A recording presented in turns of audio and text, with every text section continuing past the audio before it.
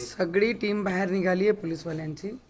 रात्री त्यांनी SP साहेबांनी बोलून ठाणेदार होते आणि जे इलेक्शनमध्ये ज्यांच्यावर जबाबदारी असते ते अधिकारी सुद्धा तिथे होते आणि त्यांनी मला स्पष्ट सांगितलं, मॅडम एकालाही आम्ही सोडणार नाही आणि ज्यांनी जे रात्री ज्या पद्धतीने केला शांतिप्रिय, म्हणजे लोकसभामध्ये आम्ही पूर्ण शांतिप्रिय काढलं होतं आणि आता सुद्धा शेवटचे 2 दिवसच उरले होते, पण ज्या पद्धतीने ते हुटिंग करत होते, हुटिंग केल्यानंतर सुद्धा मी शांती वापरत होती, कारण माझ्या सभेमध्ये काल 200 ते 250 लोक अपंग लोक बसले होते आणि ते सगळे माझी भेटी करता आले होते आणि जेव्हा मी भाषण करत होती लांबवरून ते मला पाहून हुटिंग करत होते।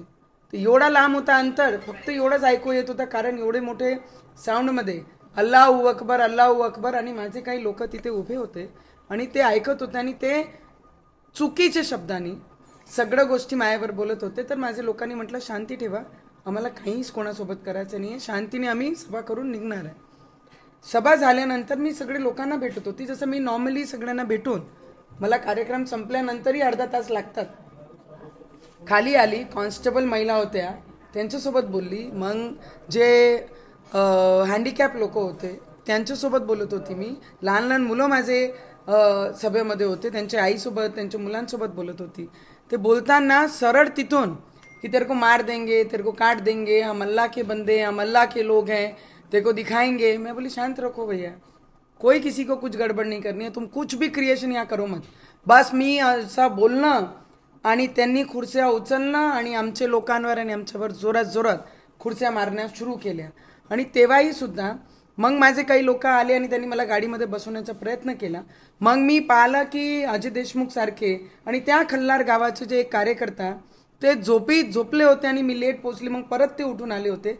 त्यांना जर मी काल नसती तर या दोन्ही माणसाचा जीव त्या लोकांनी घेतला असता आणि ज्या पद्धतीने ते तिथे होते त्यांचा पूर्ण व्हिडिओ आहे आणि मला वाचवताना मला माझ्यावर थुकण्याचा प्रयत्न केला आणि माझे 6 गार्ड जे अंगरक्षक होते त्यांनी तेव्हा वाचवलं। खूप साऱ्या खुर्च्या माझे महिला अंगरक्षकला लागल्या, पुरुषांना लागल्या जे माझे अंगरक्षक होते, जे गार्ड होते आणि एकावर ते माझ्यावर थुकत होते, तर त्यांनी मला वाचवलं, तर त्यांच्या पूर्ण कपड्यावर त्यांनी थुकले आणि या सगळे प्रकार जेव्हा झालं तर याच्यातून एकच स्पष्ट होते की देशामध्ये जे व्यक्ती आपले विचारांसाठी लढत आहे, जो विचार आपण घेऊन चालताय, ते विचार कोणीही स्पष्ट ठेवलं नाही पाहिजे।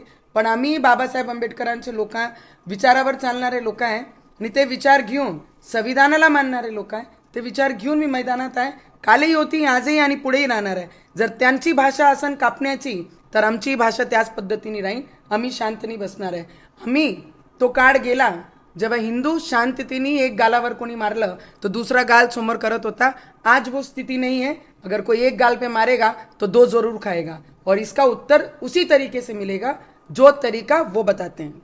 कौन थे वो लोग, क्या किस पर आरोप है, किस आप तुम्ही जर पाहिलं तर तो गाव उद्धव ठाकरेजींचे तालुका अध्यक्षाचं गाव आहे, तिकडचा सरपंच आहे आणि ते सरपंच असल्यानंतर 5 वाजतापासून जेव्हा आम्ही तयारी सुरू केली, पहिले त्यांनी धिंगाणा घातला स्टेजचे फेसिंगबद्दल, मग स्टेजचा चेहरा कुठे झाला पाहिजे कुठे नाही झाला पाहिजे त्या पद्धतीने त्यांनी सुरुवात केली। जेव्हा सगळे लोक पोलीसवाल्यांनी आम्हाला परमिशन दिली त्यानुसार आम्ही आमचे मंच वगैरे सगळे लावले। त्याच्यानंतर जेव्हा त्यांना वाटलं की हे सभा नवनीत राणा काही पोचून नाही राहिली, कारण की मी 4 तास लेट होती त्या सभेमध्ये आणि आमचे बाया जेव्हा येणं जाणं करत होते त्यांच्यावर सिटी मारत होते, त्यांना अपशब्द बोलत होते, त्यांना हुटिंग करत होते, त्या पद्धतीचा व्यवहार त्यांनी काल केलं आणि स्पष्ट आहे की ज्यांचे तालुका अध्यक्ष आहे आणि आज उद्धव ठाकरेजी हे बाळासाहेब उद्धव ठाकरे नाही, हे जनाब उद्धव ठाकरेजी झाले आणि याच्यातून स्पष्ट काल दिसलं की त्यांची जी चिड होती आम्हाला घेऊन आमच्या विचाराला घेऊन, ते स्पष्ट काल त्याचं एक दृश्य पूर्ण महाराष्ट्र आणि देशाने दिलेलं आहे। पण ते विसरले की आम्ही सुद्धा बाळासाहेब ठाकरेजींचे विचार घेऊन चालत आहे। तर बाळासाहेब ठाकरेजी जेव्हा मंचावरून उभे राहून पाकिस्तानला सरळ उत्तर देण्याचं काम करत होते, तर आम्ही सुद्धा त्यांचीच मुलगी म्हणून त्यांचेच विचार घेऊन या मैदानात आहे। तुमच्यावर हल्ला झाला म्हणून आज हिंदुत्ववादी संघटना दर्यापूरमध्ये निषेध रॅली काढणार आहे असं कळते, तुम्ही जाणार आहे का त्या रॅलीमध्ये? हां, मी रॅलीमध्ये आहे आणि मी त्या रॅलीमध्ये सोबत उभी राहणार आहे, कारण आमचे विचार या विचारावरच आम्ही चालतो आणि ज्या पद्धतीने त्यांनी राजकमलवर धिंगाणा घातलं, एवढी हिंमत आहे की माझे समोर मला खुर्च्या फेकणं, माझे लोकांना मारणं, मला मारण्याची धमकी देणं, एवढ्यापर्यंत जर अमरावतीमध्ये हा सगळा प्रकार घडत असन तर आम्ही शांत नाही बसणार. मी महिला जरूर आहे, पण मी हिंमत कुठेही गमावली नाही आहे. पदानी हारली आहे, पण माझे विचाराला मी हारू देऊ शकत नाही.